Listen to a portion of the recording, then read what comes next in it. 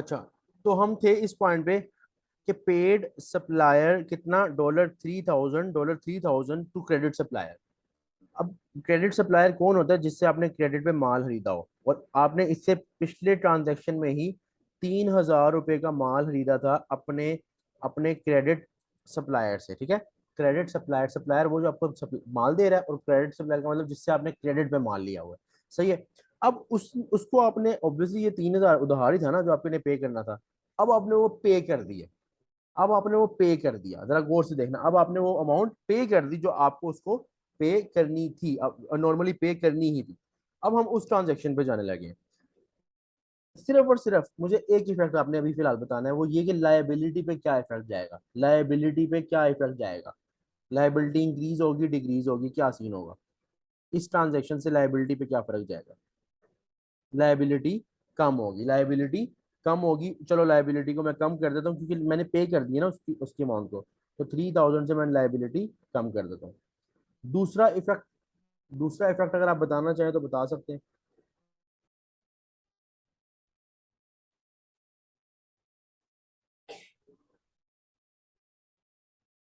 दूसरा इफेक्ट जाएगा एसेट पे, क्योंकि देखो मैंने एक साइड से जब पैसा निकाला है तो कैश मेरा क्या है, एसेट है, तो कैश यहाँ पे मेरा कम हो जाएगा कितने से, 3000 से।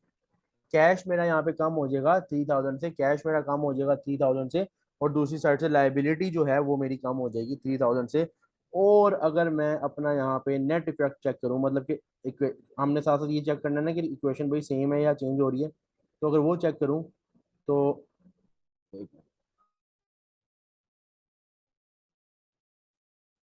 तो देख लेते हैं। 80,000 is equal to 3000, sorry 30,000 plus 50,000। Equation फिर से अपने अपने अपने लेवल पे आ गई, और इक्वेशन दोनों साइड पे सेम हो गई, इक्वेशन दोनों साइड पे सेम हो गई।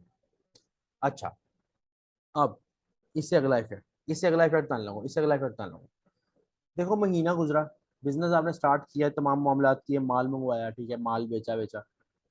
अब जब आप माल बेचते हो, अगली ट्रांजेक्शन में ये लिख देता हूँ, फिर मैं समझाता हूँ ये पॉइंट। अगली ट्रांजेक्शन पहले मैं लिख दूँ फिर समझाता हूँ। आपने सोल्ड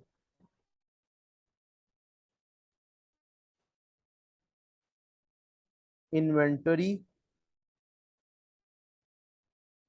फॉर $5,000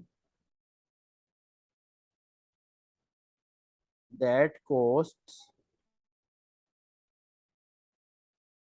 $2,500। प्रॉफिट और लॉस भी होगा ऑब्वियसली सरमद, प्रॉफिट और लॉस भी होगा। बिजनेस कर रहे, माशाल्लाह माशाल्लाह सरमद साहब, बिजनेस कर रहे हो।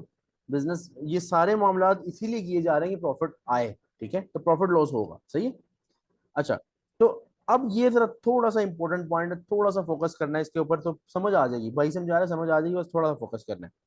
वो कह रहा है कि आपने इन्वेंटरी बेच दी है, कितने की, 5000 की, दैट कोस्ट 2500। इसका मतलब पता क्या है, 2500 की जगह ना मैं यहाँ पे ना 3000 लिख देता हूँ, ताकि ना हमें ना क्लियर हो जाए, क्योंकि फिर प्रॉफिट भी सेम हो जाएगा तो फिर मिक्स ना हो जाए बातें ना।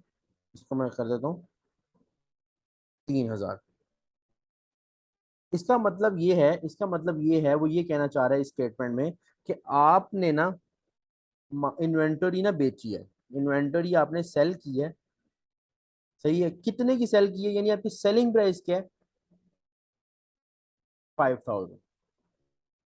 जबकि वो उसकी कॉस्ट कितनी थी, कॉस्ट कॉस्ट यानी वो खुद कितने की थी चीज, 3000 का माल आपने बेचा 5000 में। अगर आप 3000 का माल बेचते हो 5000 में, प्रॉफिट कितना होगा पहले आप मुझे ये बताओ। 3000 का माल 5000 में बेचोगे कितना प्रॉफिट होगा, जरा बताओगे। 3000 का माल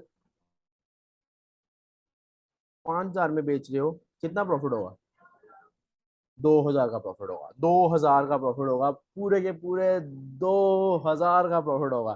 खैर क्या कहते हैं, अब इसका आगे लेके चलते हैं पॉइंट कि sold inventory for 5000 that cost 2000।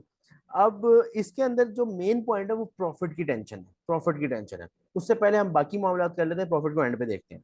सबसे पहली चीज अगर इसमें देखो तो मैं अगर आपसे वैसी ये नहीं पूछूंगा कि क्या चीज पे इफेक्ट आना है, मैं सिर्फ ये पूछूंगा कि कैश आपके हाथ में कितना आ रहा है इस ट्रांजेक्शन में। आपका एसिड बढ़ रहा है, ये मैं बता रहा हूँ, जो कि कैश है। कैश आपके हाथ में कितना आ रहा है, मुझे ये बताओ बस। कैश आपके हाथ में कितना आ रहा है?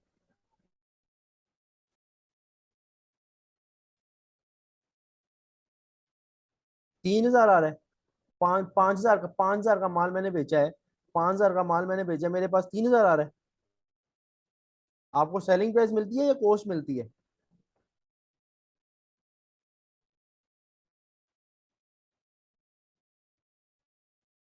5,000 का अगर मैंने माल बेचा है, देखो मैंने माल निकाला, मैंने 3,000 का लिया था ना, वो तो मुझे 3,000 का पड़ा था।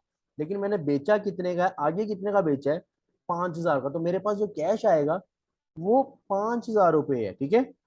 दे रहे पॉइंट। 3,000 नहीं है, 3,000 मेरी कॉस्ट है उस चीज को जो मुझे मुझे खर्चा आया था।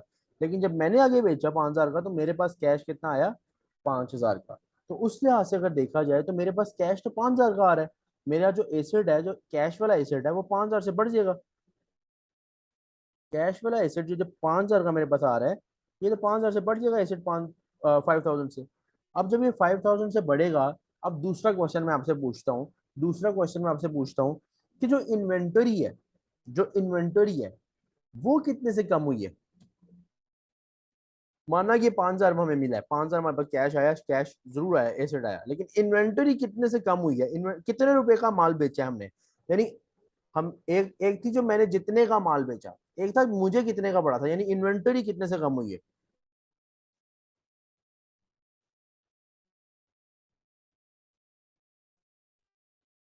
दोनों ने बताना है, दोनों ने।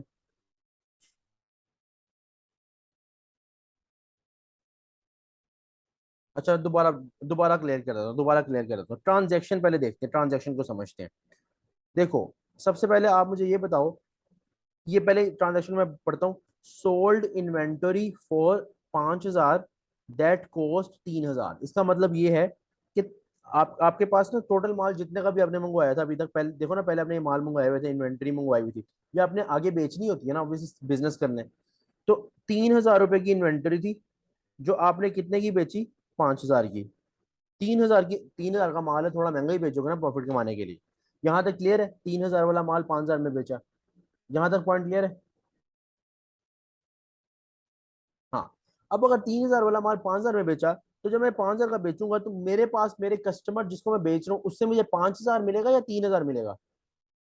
कस्टमर से, जिसको मैं बेच रहा हूँ आगे।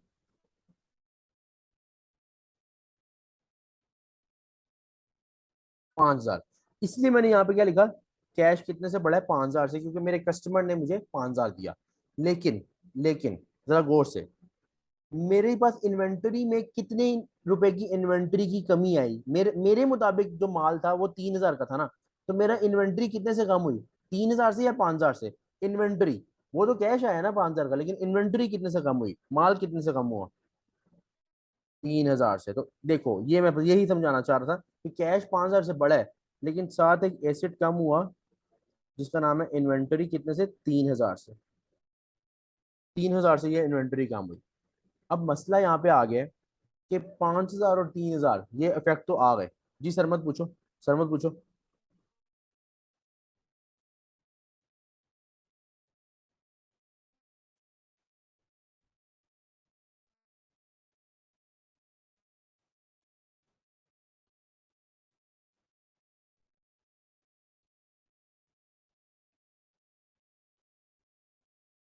कैपिटल की जगह इक्विटी इक्विटी लिख सकते हैं, कैपिटल की जगह इक्विटी लिख सकते हैं। यहाँ पे अगर मैं चाहूँ कि कैपिटल की जगह इक्विटी लिख सकता हूँ। इक्विटी और कैपिटल दोनों एक ही चीज है। सही है, लिख सकते हैं, सही है। अच्छा, अब एक बात यहाँ पे समझानी है, एक बात समझानी है, देखो कि 3,000 की चीज 5,000 की बेच रहे हो, तो प्रॉफिट हुआ 2,000 रुपए का। अब प्रॉफिट जो है वो किसने खाना है? प्रॉफिट बिजनेस खाएगा या ओनर खाएगा, ये बताओ मुझे। प्रॉफिट कौन खाएगा, बिजनेस खाएगा या ओनर खाएगा? प्रॉफिट की बात कर रहा हूँ। बाकी मामला तो बिजनेस कर रहा है, लेकिन प्रॉफिट कौन खाएगा? प्रॉफिट ओनर खाएगा। पता है क्यों? क्योंकि बिजनेस का मुंह नहीं है। बिजनेस जरूर है, एक बिल्डिंग है, इसके अंदर ऑपरेशन चल रहे हैं, लेकिन बिजनेस रोटी नहीं खाती। बिजनेस के अपने खर्चे हैं, वो खर्चे पूरे हो रहे हैं। लेकिन प्रॉफिट जो है वो ये नहीं है प्रॉफिट खा रही है, बिजनेस कह रही है सेपरेट एंटिटी कॉन्सेप्ट है, निकल जाए यहाँ से, मैं तुझे प्रॉफिट भी नहीं दे रही, ऐसा नहीं होता। ओनर इन्वेस्ट करता है प्रॉफिट कमाने के लिए, तो प्रॉफिट मिलेगा किसको? ओनर को। तो ओनर को अगर मिलना है तो ओनर से रिलेटेड जो भी चीज होती है वो अपने कैपिटल में जाके लिखनी होती है। तो याद रखना फिर आपने प्रॉफिट कहाँ लिखना है जाके? कैपिटल के अंदर। या आप इस तरह लिखोगे 2007 लिख दोगे प्रॉफिट, 2007 लिख दोगे प्रॉफिट, 2007 लिख दोगे प्रॉफिट। ठीक है, तो इसका मतलब क्या हुआ कि आपने इसको यहाँ पे ऐड इसी वजह से किया है, आपने ऐड इसी वजह से प्रॉफिट क्यों किया है, क्योंकि ये कैपिटल का पार्ट है। कैप लाइबिलिटी तो नहीं बन सकती, एसेट तो नहीं बन सकता, बिजनेस का एसेट तो नहीं बन सकता। कैपिटल यानी ओनर की मलकियत है। ओनर ने 50,000 इन्वेस्ट किया था, उसके ऊपर 2,000 कमा लिया, ये प्रॉफिट यहाँ पे आएगा। अगर हम ट्रांजेक्शन को यहाँ पे टोटल करें,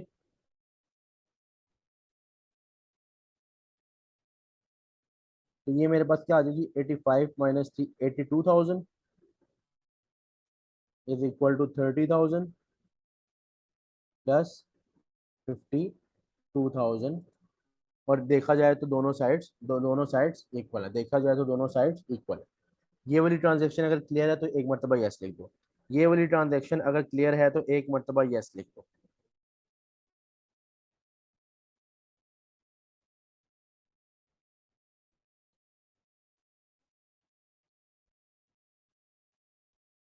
गुड हो गया। अब इससे अगली ट्रांजेक्शन में लिखने लगूँ, इससे अगली ट्रांजेक्शन में लिखने लगूँ, receipt of electricity bill of $2,000। Sir ना, ये वाली बड़ी मजे की ट्रांजेक्शन है। इसके अंदर सारा का सारा कॉन्सेप्ट जो हमने अभी तक पढ़ा हुआ है ना, बेसिक कॉन्सेप्ट एक्सपेंसेस से रिलेटेड और बिजनेस से रिलेटेड, बड़ा इसमें पक्का हो जाएगा इस ट्रांजेक्शन में। Receipt of electricity bill of 2000। मैं सिर्फ मैं सिर्फ आप लोगों से एक बात पूछूंगा कि इसका मतलब तो ये है ना, ये तो मतलब तो मैं बता दूं कि रिसीट ऑफ इलेक्ट्रिसिटी बिल, कि आपके बिजनेस में को बिल आ गया है, वो जो बिल कागज का टुकड़ा आ गया, टुकड़ा सही है, वो टुकड़ा आ गया। अब मैं सिर्फ ये पूछ रहा हूँ, इस पॉइंट पे जब आपको ये रिसीट हुआ इलेक्ट्रिसिटी बिल, आपका एक्सपेंस हो गया या नहीं हुआ? सिंपल ये बताओ, एक्सपेंस हो गया या नहीं हुआ? सिंपल ये बताओ।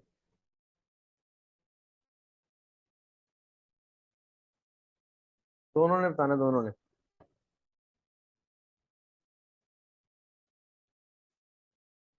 हाँ। अब सरमद ने बोला है नहीं हुआ, और शीमा ने बोला हो गया। रीजन क्या है? रीजन क्या है?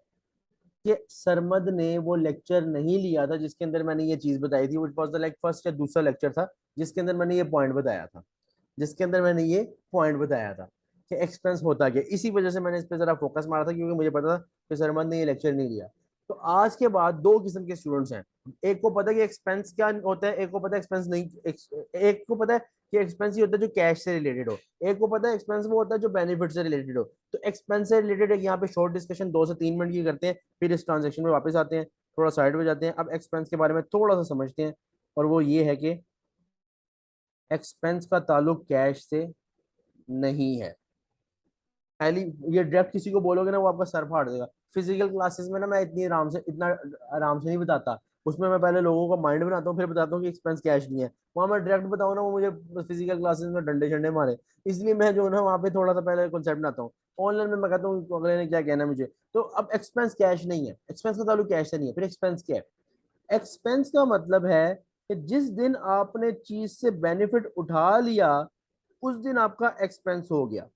आप कैश आज पे करो, कल पे करो, या साल बाद पे करो, इसका ताल्लुक नहीं है एक्सपेंस से।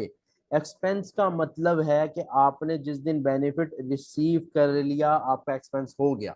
एक चीज से आपने बेनिफिट रिसीव जिस दिन कर लिया ना, जैसे फॉर एग्जांपल आपने 15 जुलाई को एक चीज का बेनिफिट रिसीव कर लिया, और आप उसके लिए पे कर रहे हो 20 जुलाई को। आपने ये नहीं कहना मैं यहाँ पे एक्सपेंस, ये जो कैश पे कर रहा हूँ एक्सपेंस इस दिन हुआ है। एक्सपेंस आपका उस दिन हो गया जिस दिन आपने बेनिफिट रिसीव कर लिया। इसी को तो एक्रूअल कॉन्सेप्ट कहते हैं।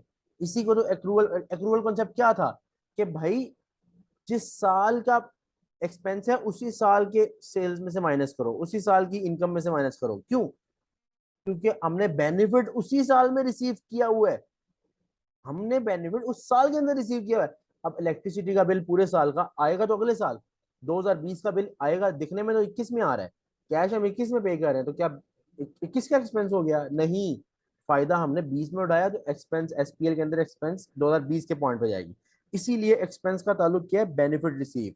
यानी जिस दिन आपको पता चल गया ना कि आपका बेनिफिट रिसीव हो गया और इतने से हो गया, आपका एक्सपेंस हो गया। कैश आप जब मर्जी पे करो, बाद में पे करो, उसी वक्त पे करो, दिस डजेंट मैटर। ठीक है, तो मुझे बताओ ये वाला पॉइंट सरमद आपको क्लियर हुआ कि एक्सपेंस क्या चीज है, एक्सपेंस कब हो जाता है, ये समझ आई?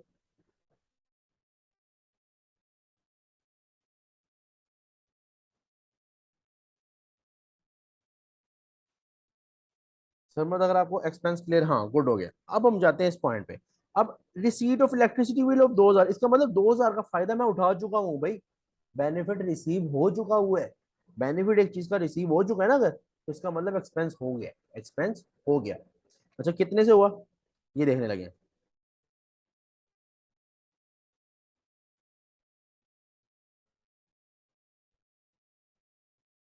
ये चीज देखने लगे कि 2000 से हुआ, ये तो हमें पता है, सॉरी। हम ये देखने लगे कि इसकी ट्रांजैक्शन किस तरह करनी है।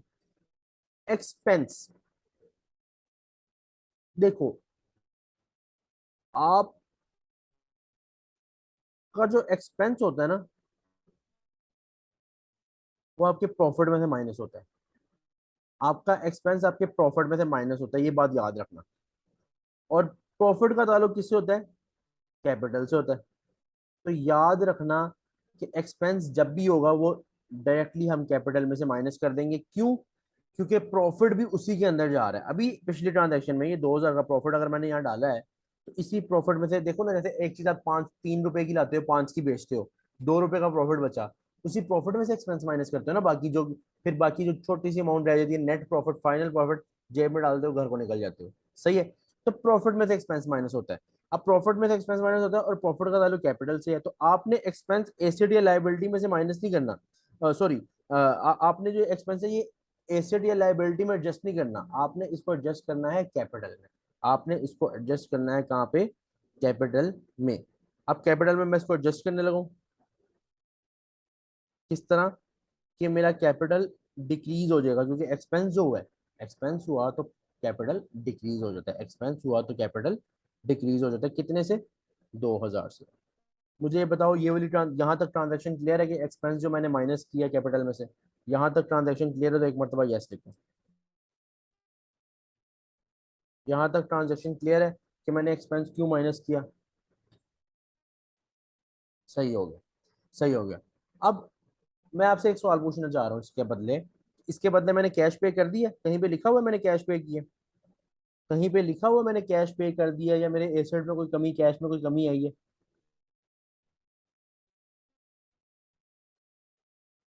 हाँ, सरमद ने बोला लाइबिलिटी इंक्रीज होगी, और शीमा ने बोला कि बट हम ऐसे इससे लाइबिलिटी क्यों नहीं कंसीडर करेंगे, we will consider it liability. आपने जो सवाल पूछा वही आपका आंसर था कि हम कंसीडर करेंगे उसको लाइबिलिटी। यही तो मैंने उस दिन, याद करो, जो वो 10 दिन का फर्क आ रहा था, फर्स्ट लेक्चर की मेरा ख्याल है बात है, या दूसरे लेक्चर की बात है, जिसमें फर्क आ रहा था, मैंने कहा था वो जो 10 दिन के लिए जब तक वो एक्सपेंस पे नहीं होगा, लाइबिलिटी रहेगी। तो एक्सपेंस के होने की वजह से, रिसीट ऑफ इलेक्ट्रिसिटी बिल होने की वजह से, दो इफेक्ट तो आने हैं ना। एक इफेक्ट वो एक्सपेंस था जो मैंने माइनस कर दिया, दूसरे इफेक्ट पे वो लायबिलिटी उतने दिनों के लिए मेरी इंक्रीज हो गई जितने दिनों के लिए मैं वो पे नहीं कर रहा। तो ये 2000 मेरा क्या है? इनकम के पॉइंट ऑफ व्यू से भी पढ़ा था, और एक्सपेंस के पॉइंट ऑफ व्यू से भी यही है कि लाइबिलिटी, लाइबिलिटी इनकम की एक्सपेंस, मेरा ख्याल है इनकम की, मैं अगर दिखाऊं आपको वाला लेक्चर, तो मैं एक्सपेंस पे जाता हूँ।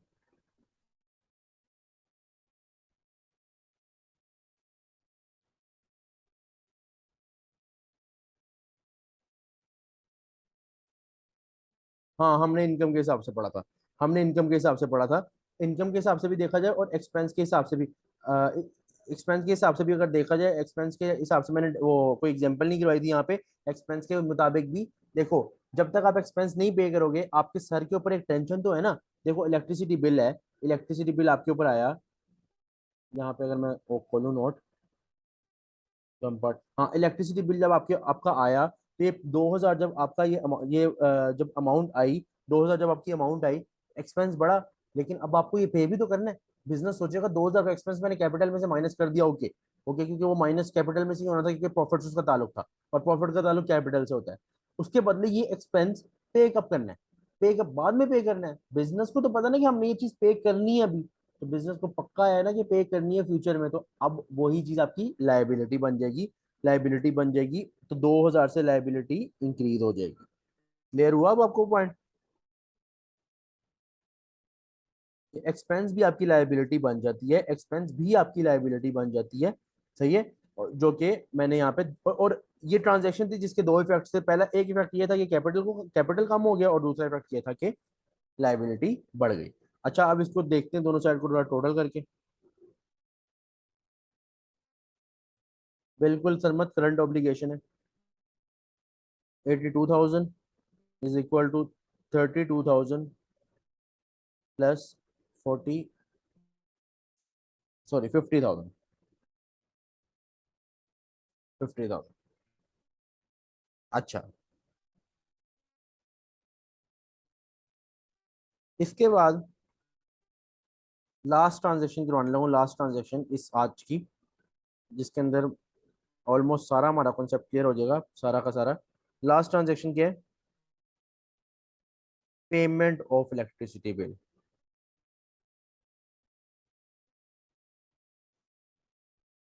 हमने वो 2000 का बिल जो हमारे पास आया था ना, कुछ दिनों के बाद हमने पे कर दिया। कुछ दिनों के बाद हमने वो इलेक्ट्रिसिटी का बिल पे कर दिया। अब पेमेंट में बात आ गई मेरे बच्चों, पेमेंट में बात आ गई है। अब जब पेमेंट में बात आ गई है तो आपके मुताबिक क्या इफेक्ट्स होंगे? अब तो मेरा ख्याल है आपको शायद पता चल गए होंगे, लेकिन चलो जो भी जेन में है बता दो कि क्या दो इफेक्ट्स होंगे। एसेट्स और लायबिलिटी, ये चीज बिल्कुल परफेक्ट बताया आपने कि देखो लायबिलिटी हमारे ऊपर से वो 2000 की उतर जाएगी ना जिस दिन हम पे करेंगे। फर्स्टली ये, दूसरा उसके साथ हमने कैश पे किया भाई 2000 का, पूरे 2000 का कैश हमने पे किया है। 2000 का पूरे के पूरे 2000। खैर ये कहते हैं, अबे तो ये मेरे पास क्या वैल्यू आ जाएगी? 80,000 is equal to 30,000 plus 50,000। 80,000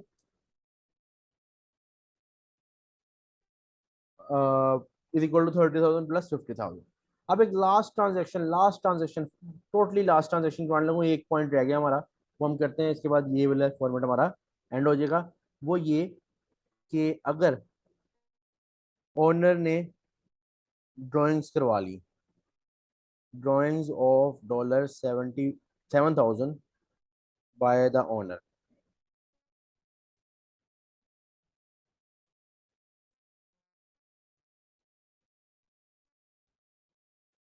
drawings of 7,000 by the owner, drawings of 7,000 by the owner, owner ने 7,000 की ड्राइंग्स करवा ली है।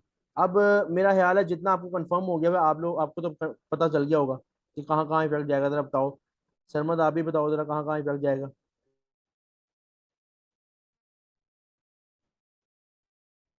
ड्राइंग्स, ये ड्राइंग्स ओनर ने अपने पैसे पर्सनल यूज के लिए पैसा निकाल लिया, उसमें से पर्सनल यूज के लिए पैसा निकाल लिया बिजनेस से।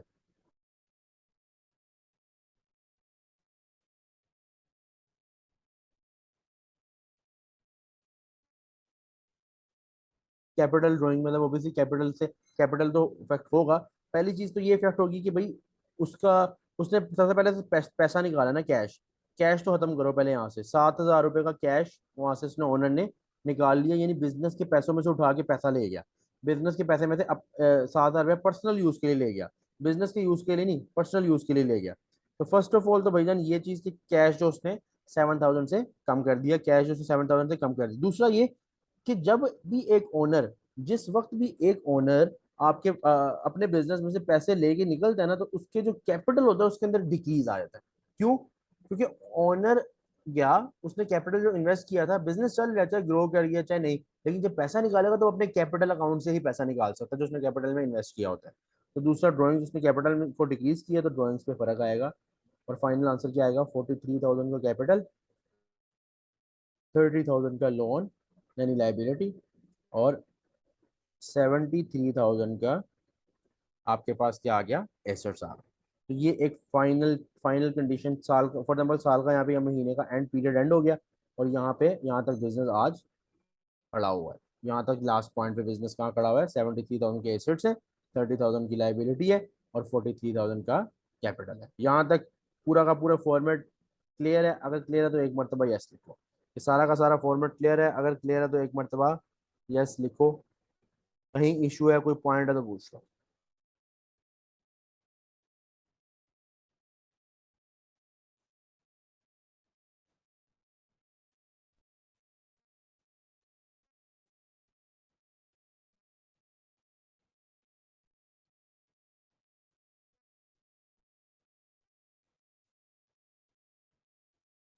शर्मा आपको क्लियर है?